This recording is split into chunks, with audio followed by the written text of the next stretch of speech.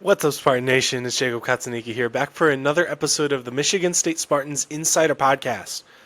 Again, going through Week 4 preparations now are the Spartans' big-time matchup, Big Ten opener coming up against the number 25 ranked USC Trojans. Going to be a tough one, 11 p.m. Eastern, kickoff 8 p.m. over there. Again, they're going to travel out west on Thursday, try to get acclimated to the time change a little bit differently.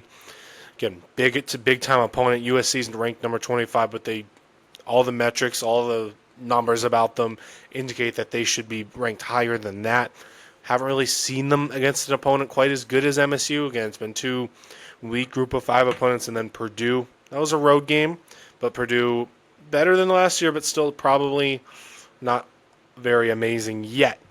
But 2-3 possession win there, and their Big Ten opener for the Trojans on the road in West Lafayette. But they get to come back home, play a night game against Michigan State. Trojans, Spartans, you can probably see where that storyline goes. I'm sure you'll see a joke or two from the commentators about that historical connection with the names. But today, I think for MSU, I think the thing we need to talk about is probably what has gone well for the team.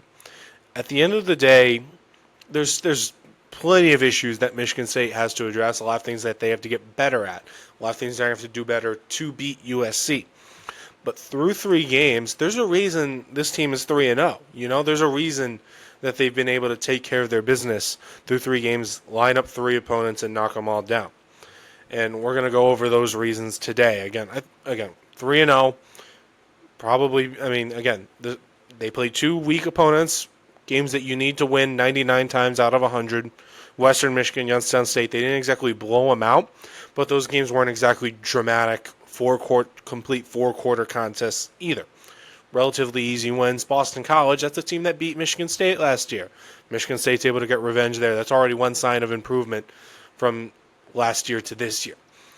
As for why that is the case, I think one of the big things we need to talk about first is Aiden Childs. Quarterback for Michigan State was extremely raw last year. You could really see the potential he had, and he's really starting to, for the first time, especially these last 2 games, you're starting to see him kind of metamorphosize and go from a caterpillar into a butterfly. He's starting to fly now. Big-time game against Boston College, and against Youngstown State, he kind of backed it up again. Didn't exactly put up the numbers he did against the Eagles, but in that Boston College game, if Childs is his last year's version, or even the version he showed against Western Michigan, Michigan State's going to lose that game. But Childs had probably his best game as a Michigan State Spartan, and that's one of the main reasons I think Michigan State won. Had 5 total touchdowns, was the co-Big Ten Offensive Player of the Week, and then against Youngstown State, still made some good decisions with the ball, through his first pick in about 6 games. I think he had 5 straight starts before the Youngstown State game where he threw a pick, but it was kind of one of those picks you can forgive. He didn't throw to an out route where the defensive back easily cut the route. It was one of those kind of fluky plays where he tried to get rid of the ball and it got tipped at the line and right into the hands of a defensive tackle, I believe. So it was one of those, you live and you learn, it's going to happen sometimes. But he's really kept good care of the ball, especially when he's been throwing. He had a couple fumbles in that Western Michigan game. One of them ended up being a turnover, but throwing the football, he's so much better at it. Just the improvement cannot be understated for him. He's highly accurate within 10 yards. Completion percentage is through the roof there. His completion percentage in general is way up from the start of last season. Way less picks, more touchdowns. He's a different player. He's a different player, and if he's proven now when we're about to get into Big Ten play, we're about to play more power conference teams. Aiden Childs is a guy I think Michigan State fans and the coaching staff can rely on to maybe go get them. He had to go win them the game against Boston College, and he did it. So against USC, it's going to be a real tough challenge again. Toughest opponent Michigan State's going to face to this point. But going up against Jaden Mayava, another very, very good quarterback. But Aiden Childs, if it's a close game, some point in the Big Ten season, there's reason to be confident that he can find a way to get things done in a close game, because we've already seen it against a Power 4 opponent, Boston College. Another thing that's probably the other great aspect about this team is the run defense. Defense in general, Probably wanted to see you get better as a whole, but the run defense has been very good. The defensive tackle rotation has been pretty good.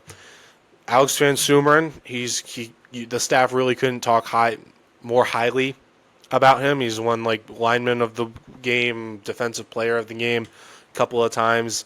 Just kind of always seems to do his job. That's kind of the way they seem to talk about him.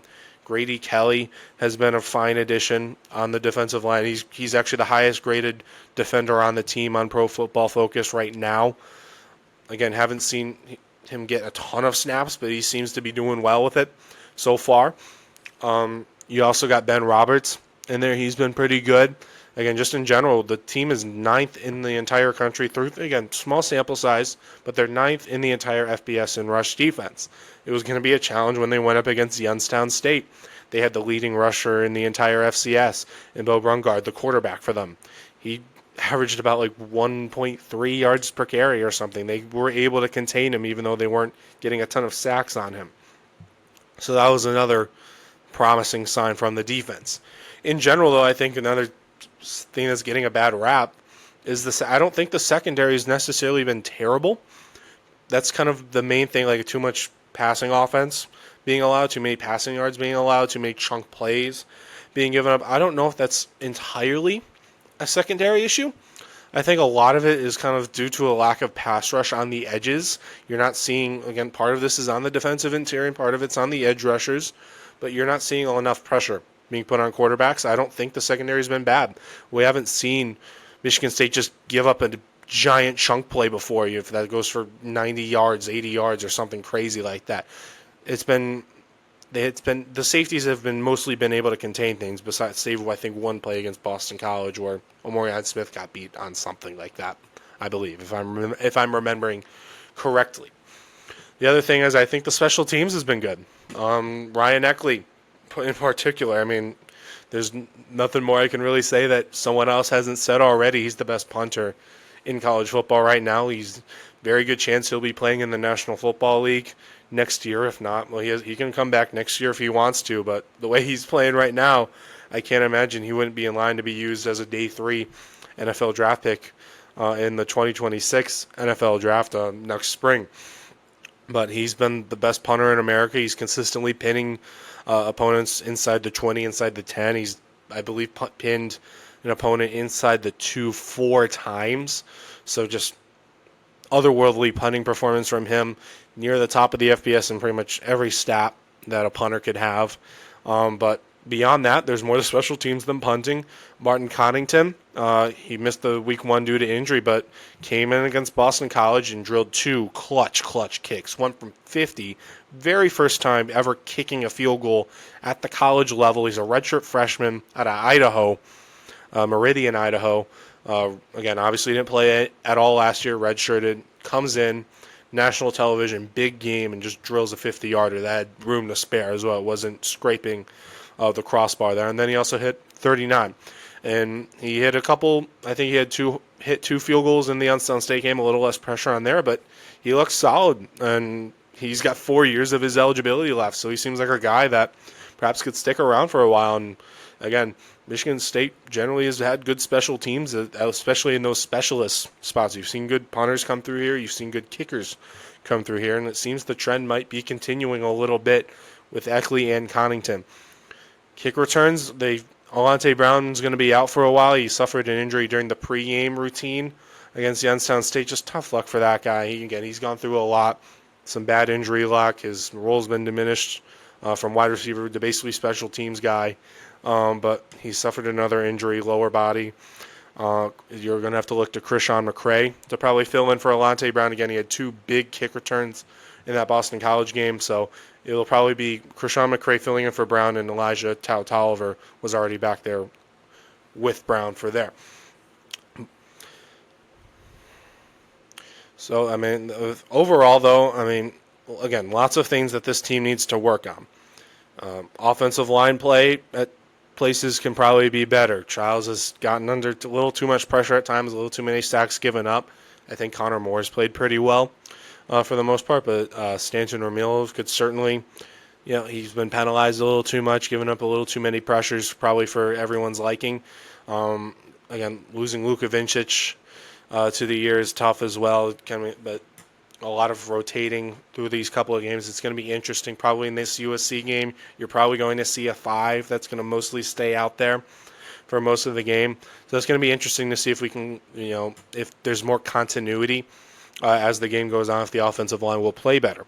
But that's going to be one of those keys moving forward, is that offensive line kind of gelling together and seeing some more chemistry from that unit. But that's all I have for you guys today. Jacob Katsanika, and again, we'll continue to be providing you daily coverage of these Michigan State Spartans as they go through the 2025 football season. Again, every day you're going to see new content from us. And again, continue to keep tuning into the podcast, keep talking through things.